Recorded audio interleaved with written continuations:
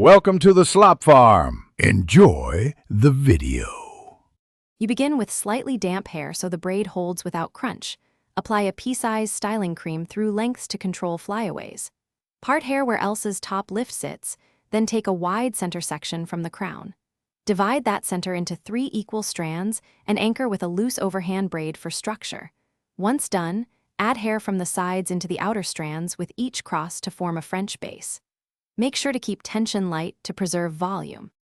Continue the French braid down the back, adding sizable pieces from both sides so the braid reads thick and textured. You want larger additions than a typical French for that Elsa scale. As you braid, periodically pause to pancake each new segment. Gently tug the outer loops outward to widen the braid while keeping the core neat.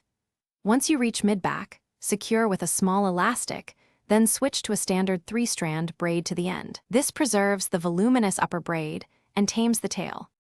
To finish, release the last elastic and lightly pancake the full braid to widen and sculpt the Elsa silhouette.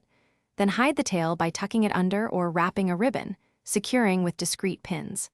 Spray a light, flexible hold hairspray to lock shape without crunchy stiffness. Make sure to smooth flyaways with fingertips.